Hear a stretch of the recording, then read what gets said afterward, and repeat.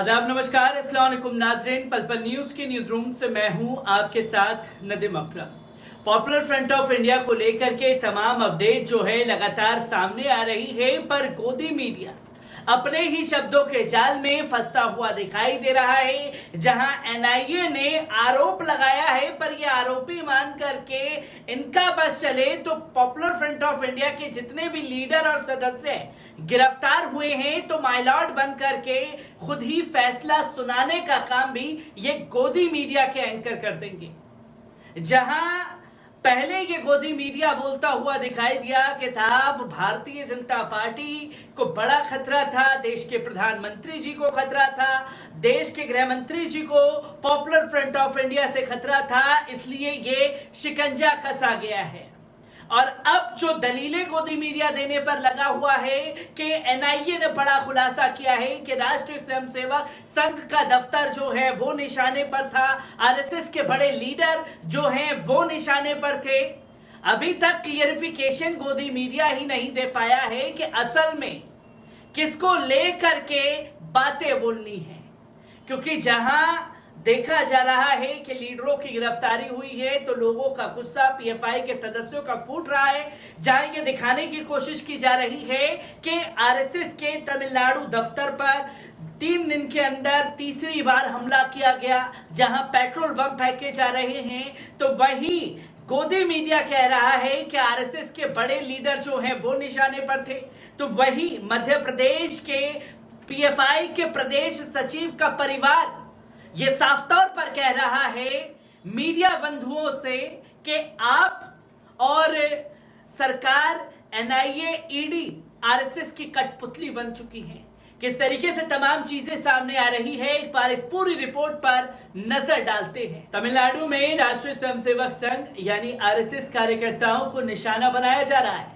2 दिनों में संघ के 3 कार्यकर्ताओं के घर पर केरोसिन की बोतलें फेंकी गई हैं। रविवार सुबह राष्ट्रीय स्वयंसेवक संघ आरएसएस के कार्यकर्ता के घर कुछ लोगों ने केरोसिन से भरी बोतलें फेंकी। मामले की जानकारी मिलते ही पुलिस ने जांच शुरू कर दी। पुलिस का कहना है कि घर में केरोसिन से भरी 2 बोतलें फेंकी गई थी जो दरवाजे के बाहर ही गिर गई। हालांकि इनमें आग नहीं लगी, जिससे बड़ा हादसा टल गया। मामला सलेम के अम्पोट का है। पुलिस ने इस मामले में पीएफआई और एसडीपीआई के 6 लोगों को हिरासत में लिया है। इससे पूछताछ की जा रही है। इस दौरान सलेम के पुलिस आयुक्त नजमुल होड़ा और उपायुक्त एस मदासामी थाने में मौजूद रहे। वहीं मुस्लिम संगठनों के 100 से ज्यादा कार्यकर्ताओं ने 6 लोगों को हिरासत में लेने का विरोध किया। उन्होंने थाने को घेर कर अपना गुस्सा जाहिर किया। सुरक्षा के चलते थाने के आसपास अतिरिक्त फोर्स तैनात कर दी गई। पुलिस को संघ कार्यकर्ता के घर नजदीक लगे सीसीटीवी से आरोपियों का एक वीडियो मिला। वीडियो में कुछ लोग आरएसएस कार्यकर्ता के घर में केरोसिन की बोतलें फेंकते नजर आ रहे हैं। इस घटना के बाद संघ कार्यकर्ता के घर के आसपास पुलिस कर्मियों की तैनाती की गई है।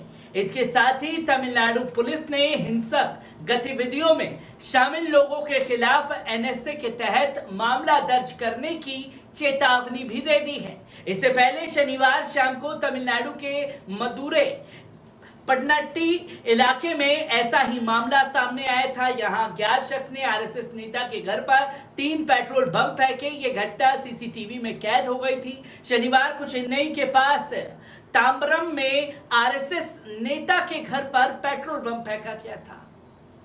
इसी के साथ साथ आपको बताते चलें कि एनआईए ने हाल ही में पॉपुलर फ्रंट ऑफ इंडिया की देश में कमर तोड़ते हुए छापेमारी की थी, जो कि गोदी मीडिया ये दावे कर रहा है 100 से ऊपर से ज्यादा लोगों की गिरफ्तारी हुई। अब महाराष्ट्र एटीएस ने सूत्रों के हवाले से बहुत कड़ी खबर सामने आ रही है। पीएफआई के रडार पर आरएसएस और बीजेपी के कई बड़े नेता थे, जो कि गोदी मीडिया ये दावा कर रहा है।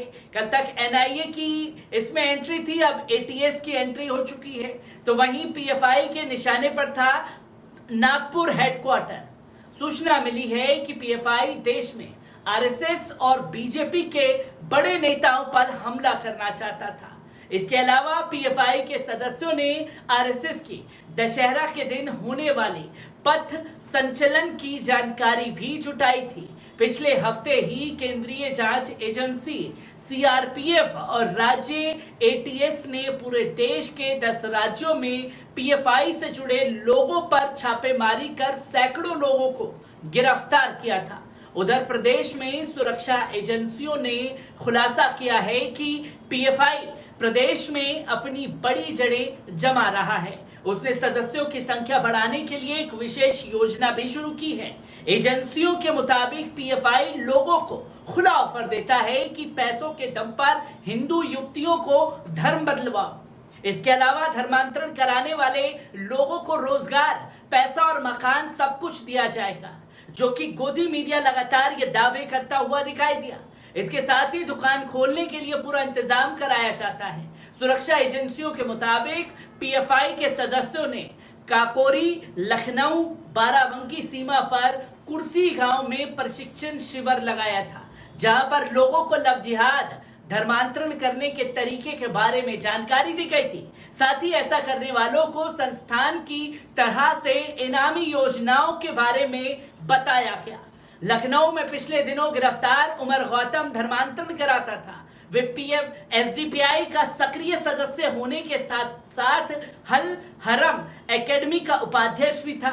इससे पहले मध्य प्रदेश के उज्जैन में पॉपुलर फ्रंट ऑफ इंडिया के प्रदेश सचिव शेख की गिरफ्तारी के विरोध में परिवारजनों ने शुक्रवार को हाथों में तख्तियां लेकर विरोध प्रदर्शन किया। जमील के समर्थन में लोग एनआईए मुर्दाबाद की तख्तियां लेकर कलेक्ट्रेट ऑफिस पहुंचे। लोगों ने यहां प्रशासनिक अधिकारियों को राष्ट्रपति के नाम पर एक ज्ञापन दिया। दरअसल पीएफआई के प्रदेश सचिव जमील को बुधवार की रात 4 बजे के आसपास गिरफ्तार किया। एनआईए को शक था कि पीएफआई के लिए टेरर फंडिंग का पूरा काम जमील शेख देख रहा था। परिवारजनों का आरोप है कि एनआईए ने बेटे का गुनाह तक नहीं बताया और इस पूरे मामले में स्थानीय पुलिस प्रशासन को भी जानकारी नहीं दी। अचानक से घर पर रात के अंधेरे में घुसे। जमील के परिजन गुरुवार को पहले चिमनगंज थाने पहुंचे थे, फिर शुक्रवार को एटलस चौराहा पर इकट्ठा हुए और कोठी स्थित कलेक्टर कार्यालय जाकर अधिकारियों को ज्ञापन सौंपा। प्रदर्शन कर रहे मोहम्मद जावेद ने बताया, किसी भी तरह का देश विरोधी काम हमारे द्वारा नहीं किया गया। ईडी ने 1 साल पहले फंडिंग पर जांच की थी। उस दौरान अकाउंट भी सीज किए गए थे, लेकिन कुछ नहीं मिला। उन्होंने कहा कि मौजूदा सरकार आरएसएस की कटी पुतली बनी हुई है, जो कि बदनाम करने का प्रोपागेंडा रच रही है। अब जो आरोप लगाए जा रहे हैं गोदी मीडिया द्वारा कि धर्मांतरण कराते थे, साहब फला से उनका ताल्लुक जुड़ा हुआ था। हमने देश में एक भी वीडियो कभी लव जिहाद को लेकर के ट्रेनिंग दे रहे हैं, ऐसा शिविर कैंप लगाते हुए कोई वीडियो सोशल मीडिया पर तैरता हुआ आज तक किसी ने नहीं देखा। पर वीडियो वो जरूर लोगों के सामने आए हैं जहां खुल्लम खुल्ला ऐलान किया जा रहा था कुछ संगठनों के लोगों द्वारा कि सलमा को शादी करो और सलमा को घर में लेकर के आओ और 4-4 बच्चे पैदा करो। ये भी कुछ तथाकथित लोग जुड़ करके इस तरीके की बयानबाजी करते हुए मुस्लिम बहन बेटियों के लिए नजर आए थे। सुल्ली डील ऐप पर मुस्लिम बहन बेटियों को बोली लगाते हुए कुछ संघी मानसिकता से जुड़े हुए लोग नजर आए थे, जिसके वीडियो सोशल मीडिया पर लगातार तैरते रहे। तमाम जानकारी सामने आई तो वही परिवार वालों ने बोला कि टेरर फंडिंग अगर हमारे लोग कर रहे थे तो 1 साल पहले ही सबके अकाउंट को सीज कर दिया गया था ईडी एनआईए द्वारा, तब कहां से टेरर फंडिंग हो गई 1 साल के अंदर। ये तमाम आरोप जो हैं वो लगाए जा रहे हैं, सबूत अभी एनआईए द्वारा भी सामने पेश नहीं किए गए हैं, पर गोदी मीडिया सभी को आरोपी बता करके अपना ही फैसला सुनाते हुए दिखाई दे रहा है। मैं ऐसी ही खबरों से रूबरू कराता रहूंगा। दीजिए इजाजत, शुक्रिया।